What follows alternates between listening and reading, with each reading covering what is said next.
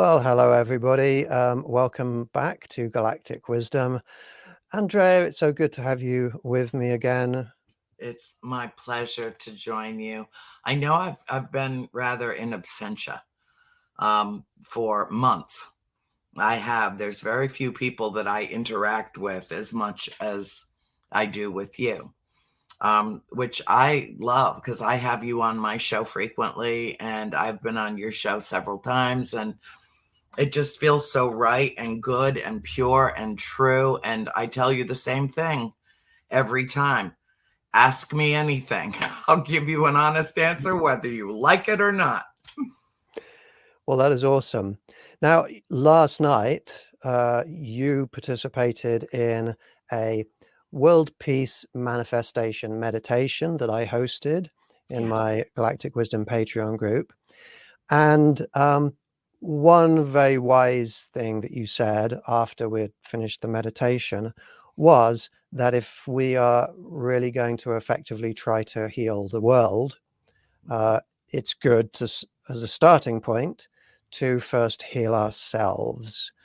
In what way do you think people in general living in this world need healing, and what advice could you give to people about how to go about healing themselves? Well, first of all, I don't know if I think that it could qualify as wishful thinking to actually allow myself to believe that we can heal the world. I would like to hope that we could, but I do know for a fact that both of us make a wholesome and really legitimate difference in a lot of people's lives. And it's holistic, it's organic, it's real, it's true, it's pure. And it's all based in love, that whole love vibration that is, I think, what rules the world. I think that that's not only what people feel, but what they long to feel. If they've ever felt it once, even for a moment, they want it again. So I don't know. I know that we can help heal each other for sure. I know that. And I'm not just talking about Reiki or, healing energy treatments or meditations, or it's all of the above. It's whatever works for you. Whatever works for you personally. What part of you do you go into? Where in your inner core do you go and reside and know that you are an expression and a manifestation of pure conscious energy in the universe? You can call it God, you can call it prime creator, you can call it the quark theorem, you can call it whatever you want. The quark theorem being the notion that there is this unquantifiable thing called love that holds the molecules of the universe together, in its most simplistic expression, but also the most profound expression of it. When I I think see that I you, have. I'm sorry. Go ahead. when you join my meetings Mhm. and we're surrounded by a group of loving people from around the world, Yeah. I see your eyes light up, this beautiful smile on your face, and it looks to me like it's a healing experience, but more than just healing, it's a really uplifting experience. But It it takes, is for me as well. mm, There's almost a selfish aspect about what I freely give to the world, because what I put out comes back to me just massively, just absolutely. It is actually therapeutic for me to have discussions like this. Some people may consider them to be high minded. Oh, isn't it nice that you have the time and the luxury to think such thoughts? Well, thinking such thoughts is what progresses, the spiritual and intellectual evolution of humanity. I'm doing my show tomorrow night, Soul School, on the whole philosophy of idealism and how the idea is the central core of our existence, that thoughts are things, that, everything that manifests in our mind, in our collective mind, in our individual consciousness or expression of that greater consciousness, that we then manifest out into the world. The seed of that is first a thought, an idea, a dream, a vision, an epiphany, an inspiration, just that moment of inspiration. Where does that come from? How could Bach play the piano professionally at 5 years old and just write massive quantities of orchestral music, born knowing how? These are legitimate questions that I believe need to be addressed. And I think that all of us have very special gifts, and each one of us has something to impart that will not only help ground the people around them, but also let them peek above the clouds simultaneously.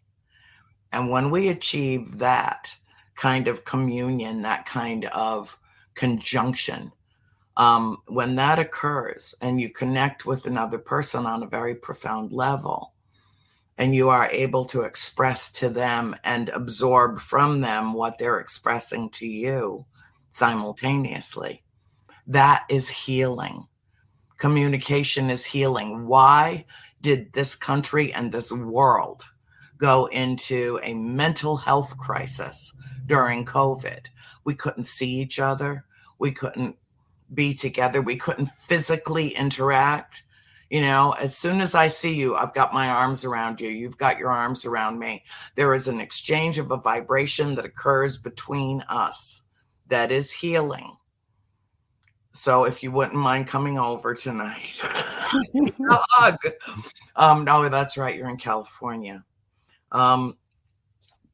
So anyway, but I think that before we can heal anyone else, that we need to work enough on ourselves that we are in progress, that we are in transition toward a healthier mindset, a healthier vessel, a healthier environment, getting out into nature, being in nature, understanding. This morning I was watching the arguments against arguments in the Supreme Court about full presidential immunity. And I was transfixed, and I'm listening to every word, and I'm watching everything that is transpiring in my real world, in this sucky reality that we're living through, that we must endure because it's all part of the paradigm shift. It's all part of this ultimate awakening that we're undergoing, enduring, I should say. And I stepped outside for a minute just to go have a cigarette. And I engaged with a squirrel in the mulberry tree. And he was like 3 feet away from me, and he's sitting on, and it's one of those branches that goes up and around, and it and then kind of arcs back down toward the ground. So the squirrels love it. It's like, going to Six Flags, it's just, they love it.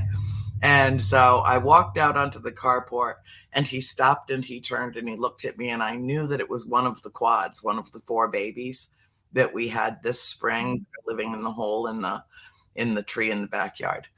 And I said, "You are so lucky that you don't know anything about what's going on in this world right now. And all you have to worry about is digging up the nuts that you hid, stealing out of the bird feeder, drinking out of all the nice clean bird baths, going and putting yourself in your nest at night, and living happily ever after for as long as you live, and never once having to consider what's happening in Gaza, what's happening in Ukraine, what's happening in Syria, what's happening in Yemen, what's happening all around the world right now, and including what's happening in this country. It's so much, it's so overwhelming frankly, when COVID hit and I had to go into a clamshell, come off the road, no more trips, no more nothing for like a year and a half, everything was canceled. Everything was canceled, not postponed, canceled. And my full calendar went to being useless.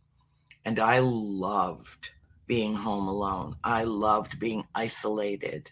I loved the privacy and the quiet and the contemplative nature of just not having to socialize, because essentially it was against my own rules to go put myself in a situation where I could be exposed, or that I could expose anyone else if I was carrying. So it was an ethical reason to stay home, to stay healthy. But mentally, I went totally down the tubes. I should have been completely prepared. I should have been one of the most prepared. Rupert, I completely fell apart. About 3 months, I tell you all the time how I saved Princess Peanut Buttercup. I don't know where she is. She's at my feet. Mm-hmm.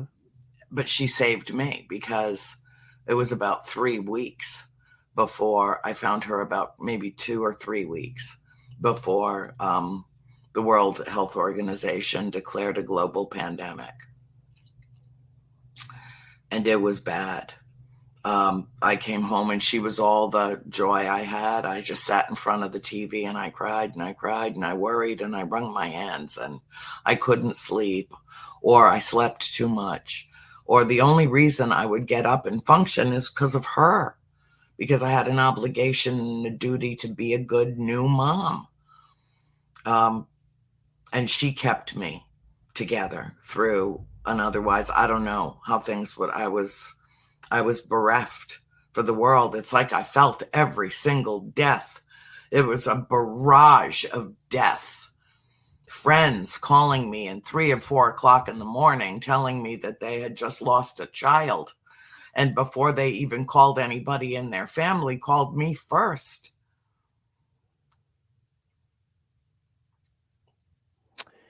Yeah. It's the reason I became a minister. Yeah. Yeah. And I abhor religion. I do. I mean, I belong, I'm like literally a member of the Universal Church, you know. I mean, it's a very progressive, very forward-thinking collective of ministers that are working for the greater good of all mankind, you know, non-denominational in any way. And we would actually prefer, if you don't have any religion at all, it's not a good thing. Be as spiritual as you want to be, but, you know, adhering to the dictums, the dogma, and the doctrine of any specific religion, myself being a recovering Catholic since the age of, I don't know, 15. And I'm 65, so it's been a while now. That was part of my healing, was understanding that I didn't have to belong to a certain church or its espouse or adhere to a certain belief system, that I could develop my own. And the way for me to do that was through becoming a philosopher and getting a degree in philosophy and writing as a philosopher. And a lot of my writing, there's a great deal of philosophizing going on in my work, but I think that that's part of the self-healing. But here's the thing that I just want to forewarn, getting back to your original question, which was what, I don't know, 30 minutes ago. It just, okay, maybe 15 minutes ago. I don't have my glasses on. I can't see anything. But if you want me to look out into the stratosphere, I can see, you know, like endlessly. But this, no. I think that we have to truly, truly learn to love ourselves. Not just like ourselves, but love ourselves. Because I think that in loving oneself, and I do love myself. I mean, I would date me. I mean, I would be like, wow, she's really cool. You know, I think I should get to know her better. You know, I am. I mean, I don't act my age, which is always not always necessarily a good thing, but I have to say that it's been a very long journey. I had a lot of trauma as a child, a lot of trauma as a child, between growing up in a house where the upheaval was not necessarily daily, but regularly, where things would happen that could not be explained, but could not be denied. Seeing things that you just can't even believe your own eyes, and having to come to terms with it, come to grips with it, and say, yeah, I'm not insane. My whole family didn't just hallucinate that. This is real. And that was a manifestation of something. I don't know what, but someone, to have grown up that way was repeated. Just we learn by repetition. Yeah. And I learned in that 10 years everything that I really needed to know to get through this thing called life with some level of personal comfort. That I learned what I needed to know about life and death and the afterlife. I learned that there is some form of afterlife. I still can't tell you what, where, when, why, how. I don't know. I'll never probably know until I'm with them. And if that house is still there, I'll probably go there. It's the only place that's ever felt like home to me in my whole life. Everything else feels temporary, but the farm feels permanent to me. And I know that that's a feeling. That's not necessarily a reality. Anything could happen. But I just feel like you have to prepare yourself to really love yourself, to heal from your wounds. Nobody can do that for you. You have to find the strength, the internal strength to heal yourself, and to pledge to yourself, regardless of the situation, that you'll be wiser next time, that you'll be more mindful, you'll be more watchful, you'll be more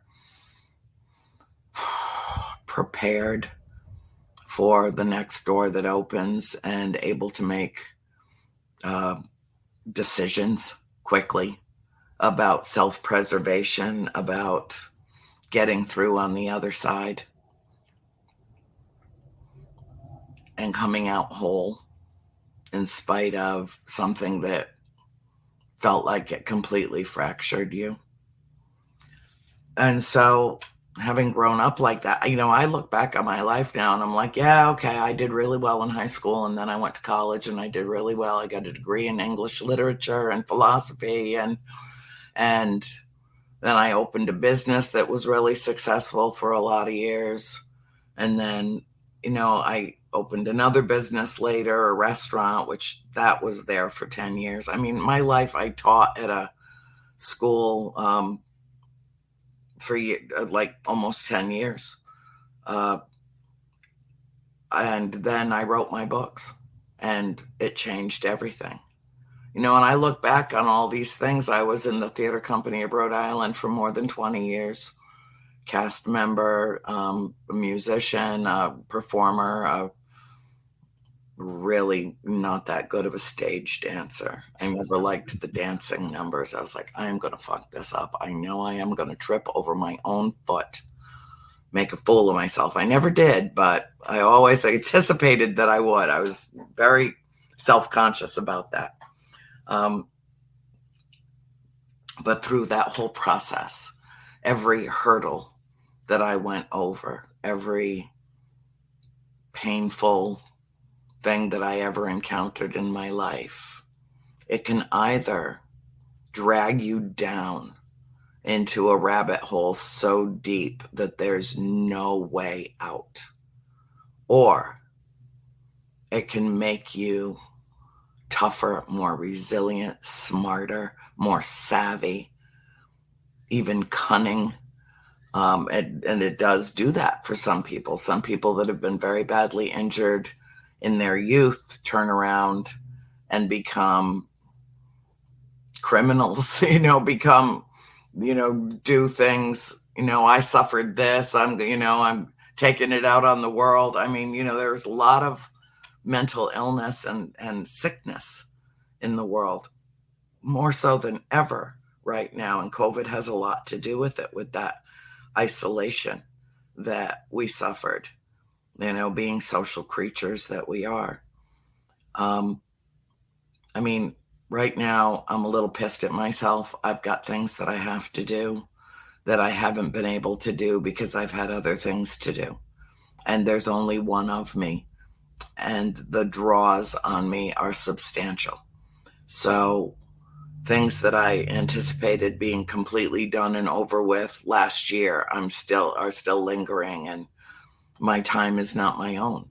And so I'm mad at myself about that, but I'm also not going to blame myself for a situation I cannot control. And if I'm going to care for my mother, then she's the commitment, she's the priority, she's number one, and everything else will fall into place eventually. It all happens with purpose and reason, and its proper right and proper time. But that said, there are times I don't like my willingness to procrastinate, with the ease with which I say I'll do that tomorrow. And sometimes I do, and sometimes I don't. Sometimes it's 2 or 3 days later. I don't like that about myself. I don't hate it, or I would change it. So I just let it be me.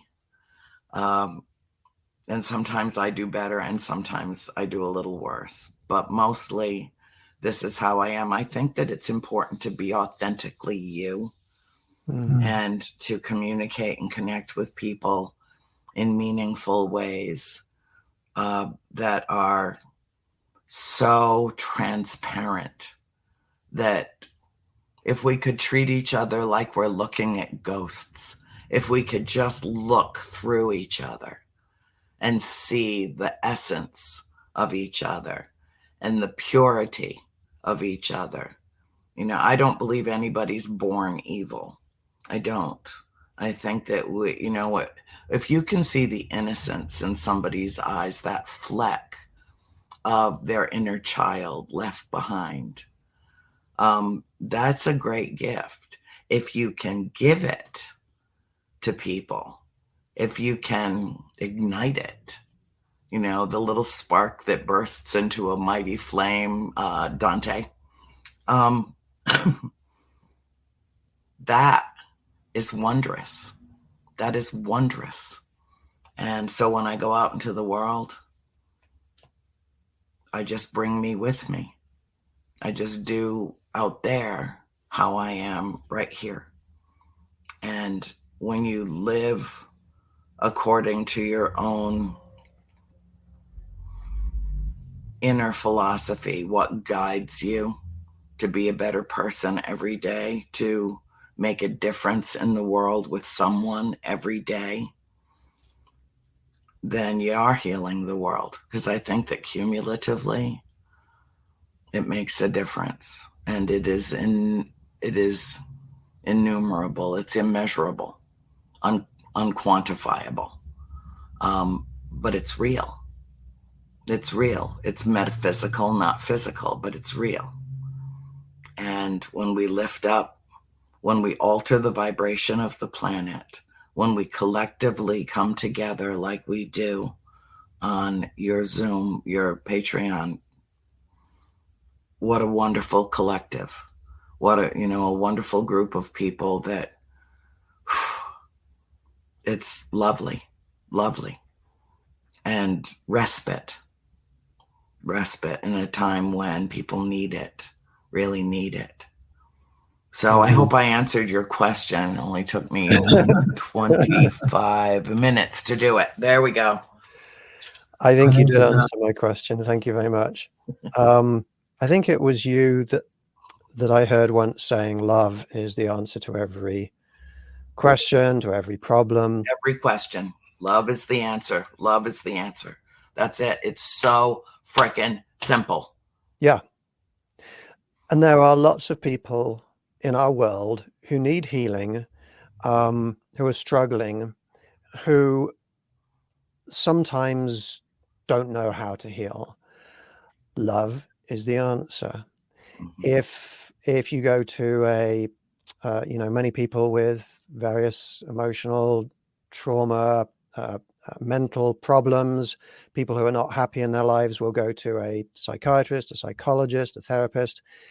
Those people are trained in a science of psychology. And if you delve into the subject of psychology and look at what people need in order to be a whole and harmonious and complete, satisfied, free of trauma, one of those things, a very strong component, is to have enough love in your life, to have meaningful connections with others, loving connections with others, with other people, with animals, and with the world, and with the universe. And so if anybody is out there feeling like, oh, I don't know how to cope with the problems on this planet, there you go. This is the peanut. Oh, she melts. Very healing connection. She's my sweet baby. She wants to sit in my lap. Yeah.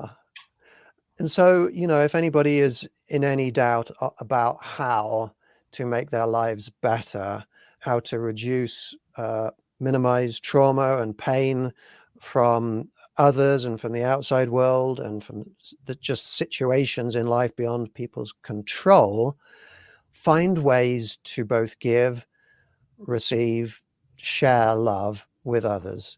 Go and connect with people in person, make friendships, join communities, go to local animal sanctuaries, go outside and communicate with your squirrels, feed your birds, go to a dog shelter. If you can give a dog a stable home, take care of a dog from the animal shelter.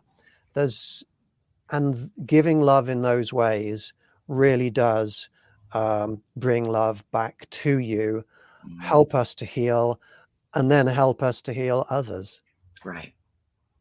But you can't, they say it's an old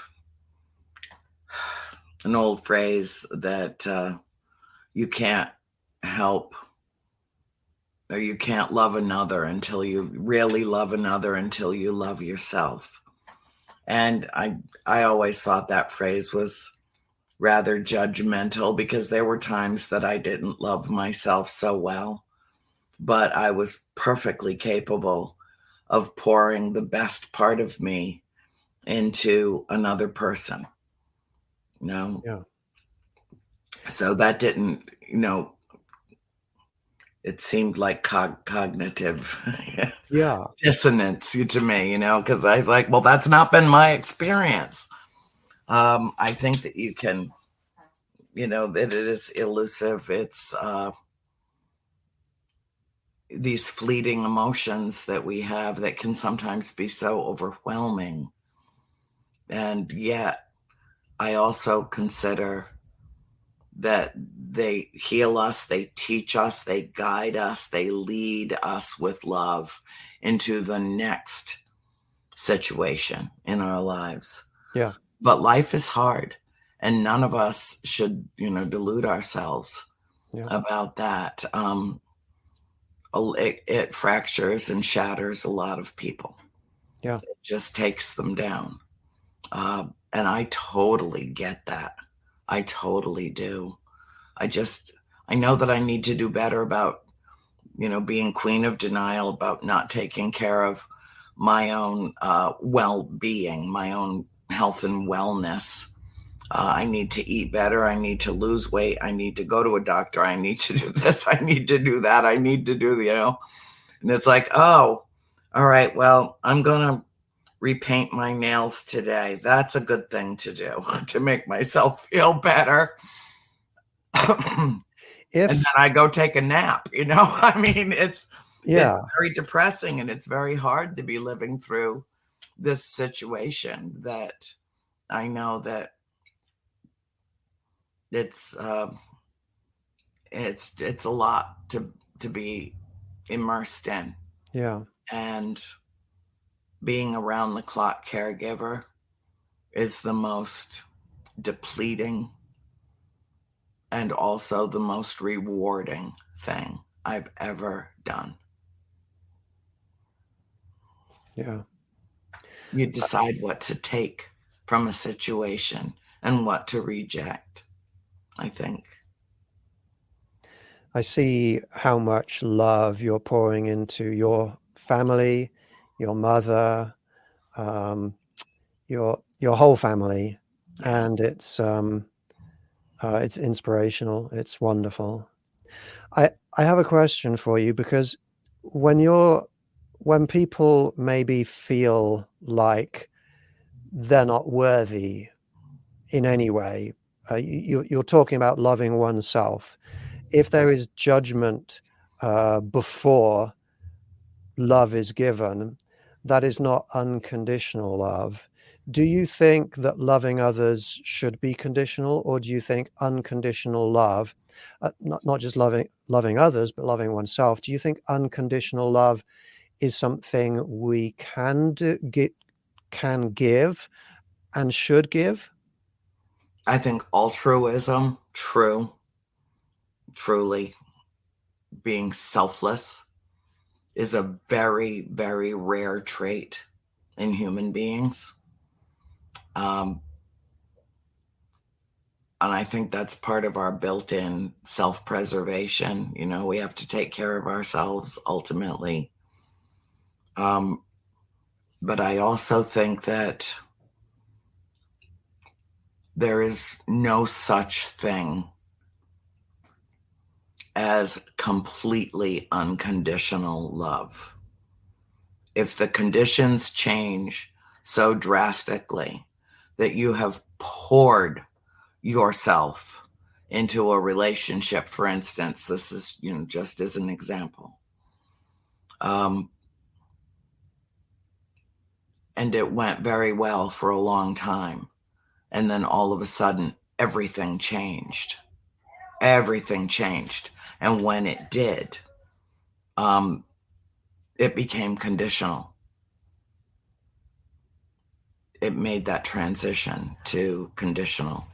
Like, I can live happily ever after with you, let's say, but I can't live with you coming home drunk with lipstick on your collar, carrying a weapon that I didn't know you had.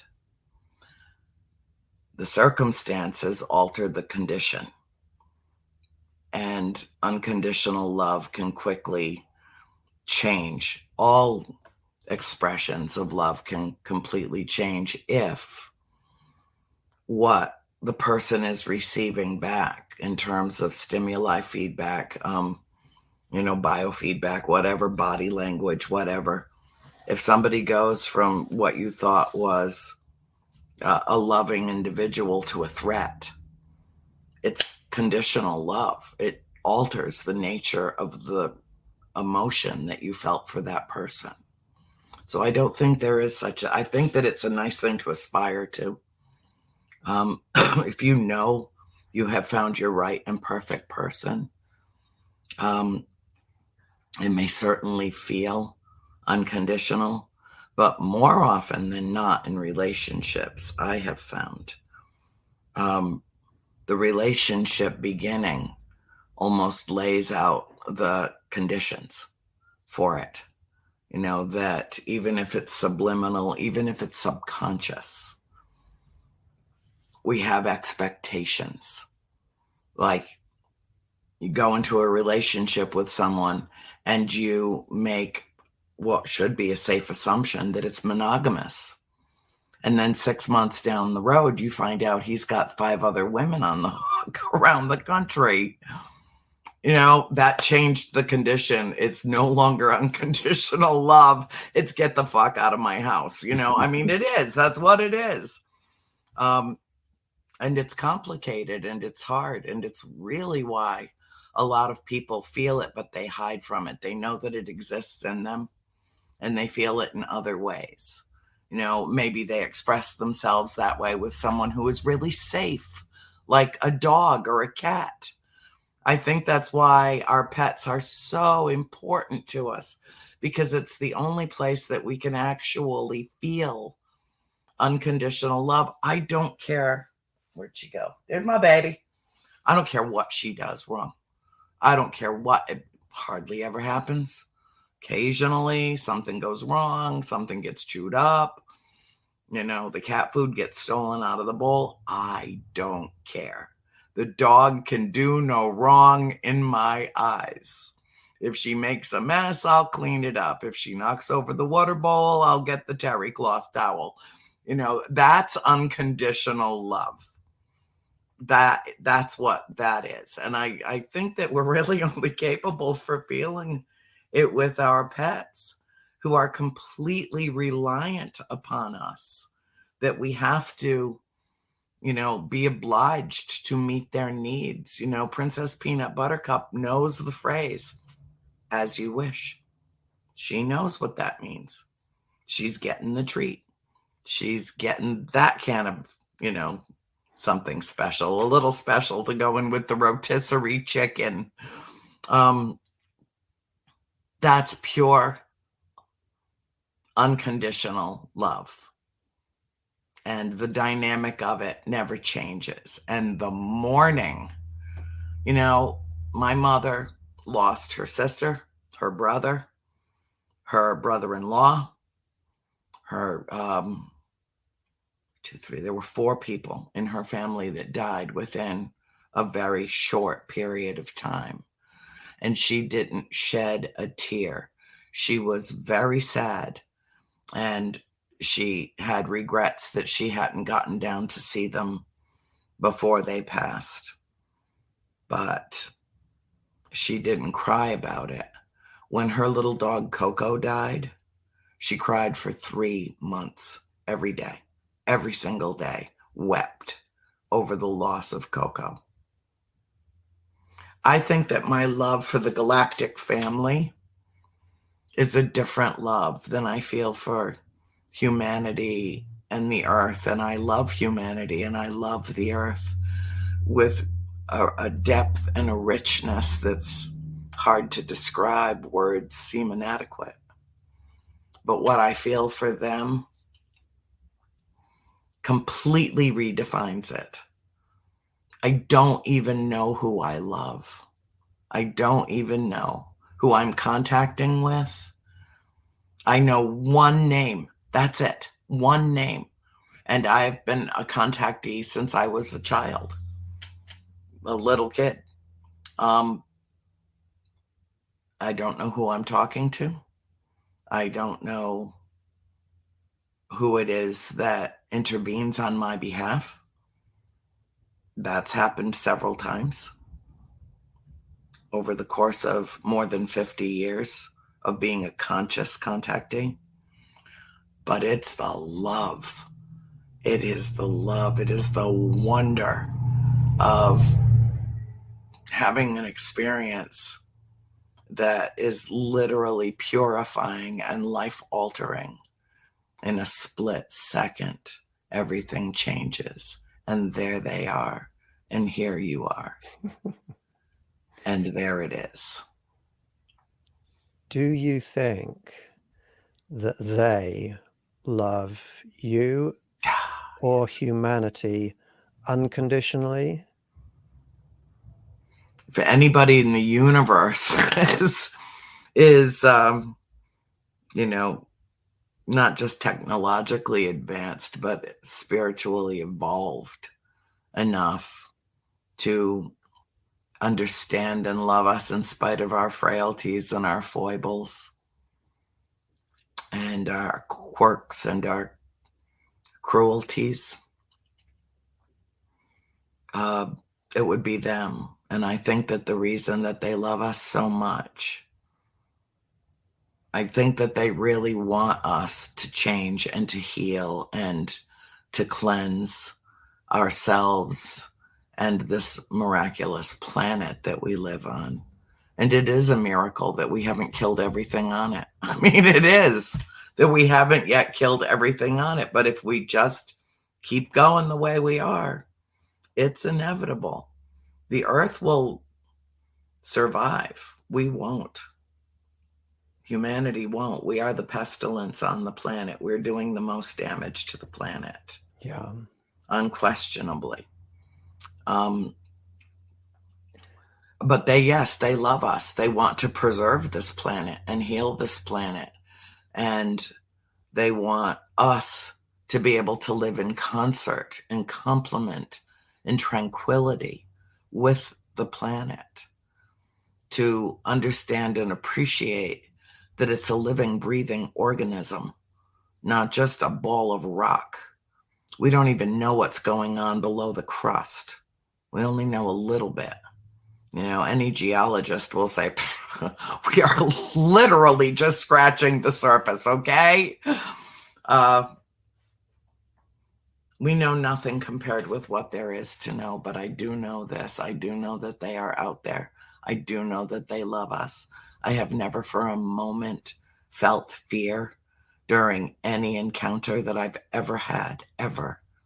Not once, not for a moment. I have felt literally every other human emotion around these experiences. And not fear. They are no threat. They pose no threat to us, because through both inductive and deductive reasoning, logic dictates that if they meant us harm, we'd be harmed already. If they meant to take the planet for its resources and, serve up one of us a day for, on the menu, they could have done it a very, very long time ago. They are not here to hurt us. They are here to help us and to enlighten us and to connect with us individually, because we cannot trust anyone in any power position to tell us the truth. They can't. If they admit one thing, just one thing, it's everything. They can't. So, the individuals that come forward, the whistleblowers, God bless them, God love them, especially the ones from the military. I so appreciate them. But we are the ones who will change the world with the message that they bring us, the message that they bring, the light that they bring into this world. And it infuses us, I think, contactees, people who have had experiences. It infuses us with a certain kind of Cheshire grin and a certain kind of light that beams out of our eyes, where you can look in our eyes sometimes and see the whole universe. It's really an amazing thing. It's one of the first things that I noticed about you. And Tenny can see the whole universe in his eyes. Everything, all of it. And then that tells me contact has occurred, is occurring. And then the message is downloaded and out it goes. And each one of us, I think, becomes a kind of a conduit. And we're just spreading that message of love and joy and peace across the world, and visualizing, using our own ability to make a mental board, a message board, a dream board, a wish board, a utopia board, whatever, to put up snapshots every day of what we want the world to look like. I want the millions of gallons of crude oil that have been spilled into the Black Sea because of cruise missiles exploding ships in port in Crimea. Who's going to clean that up? The damage is almost irreversible. And who's going to go in the middle of a hot war zone and start the work? Who knows how many creatures it killed? We'll never know how many forms of wildlife died. Excuse me. The pennyroyal. This is pennyroyal. I am highly allergic to pennyroyal, and it's in bloom. It smells like old lady perfume everywhere outside. It's unbelievable. It's so thick in the air. That's one thing, one place, just one place, one spot on the globe that has been defiled because of a war that men made on each other that is killing women and children in numbers that will never be properly counted. And that's happening on this earth, and it's easy to feel hopeless. It's easy to feel hopeless. Not only has war always existed, but now it exists with nuclear weapons. Now it exists with ballistic missiles. Now it exists with tanks and armor and every kind of weapon you can imagine. That wasn't even the case in World War II. What they were working with was quite unsophisticated compared to what has been developed since then. Humans take our ingenuity and our creativity and we use it for counterintuitive purposes that destroy us. It is an incredibly self-destructive race. If we're going to heal the world, we have to reverse that trend. And the only way to begin to reverse that trend is to start right here. Who am I? What kind of person do I want to be? Do I want to leave the world a better place when I make my grand exit? Do I want to make a difference in other people's lives? Do I like being kind? Does it feel good to be sweet and nice to other people? To make an effort to pick up a phone and call someone would love to hear from you and talk to them for 10 or 15 minutes and make their day and lift yourself up in the process. You know what I mean? It's so easy to be good and kind and loving. It's so easy. It should come with ease for everyone. I know it dwells within each and every one of us. The banner on my fan page, Buttercup Brigade. I've left it up there for a couple of years now because I love it. It's a wonderful message. It says, I did not come to teach you. I came to love you. Love will teach you. Yeah. So that's my story, and I'm sticking to it. Yeah, love is the answer. I think that when we look at these advanced non-human entities that are out there, I think they make pretty good role models. Yeah. I think when we see the way they treat us, even though, as you've outlined, humanity is it's probably the most destructive force, certainly on our planet, probably in the solar system. Definitely. When we see how well they treat us in spite of that, I think they make very good role models. And there may be some people out there thinking, well, I don't see them doing much. But oh, yes, when you outline a moral code or moral principles, most of those moral principles, moral codes are outlining for us, making it clear, defining for us, in order to be moral, what we shouldn't do. Right. And not doing much is actually a very moral thing. It's what we do that is harmful on this planet, which is really destructive. If people could take a step back from the things they do and then really think, how destructive is this thing that I'm just about to do, then the world would be a much better place. obviously taking it a step further and saying, now I'm going to go out and do positive. I'm going to spread love instead of attack people and be hostile. But yeah, I think we really can learn a lot from these beings. Now we're close to the end of this show, so I just want to say one or two things to our audience that's out there. First of all, thank you very much, everybody, for watching. Thank you. This evening, in 2 hours, in my Galactic Wisdom Patreon group, I am hosting a meditation, an astral projection to the Galactic Council of galactic beings that are out there. We do this every Thursday evening, and we're slowly getting to know them, cautiously, slowly, carefully figuring out who are they, and what can we learn from them? How can we help each other? So if anybody's interested in participating in that, then please join my Galactic Wisdom Patreon group.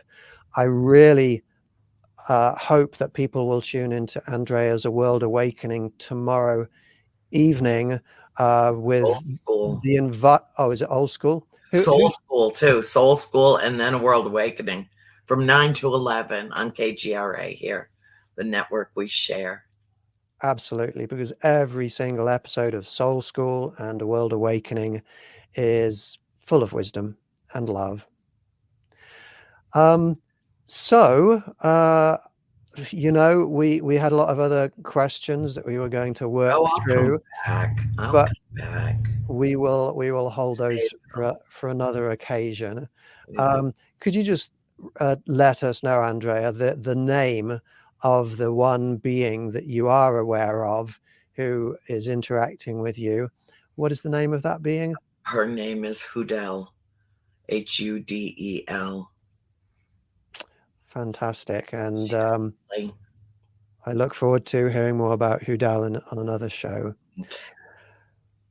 Okay. Thank you so much, everybody, for being here. Thank you again, Andrea, for being here. You're welcome. Peace, love, and happiness to everybody. Yes. Goodbye for now. Good night.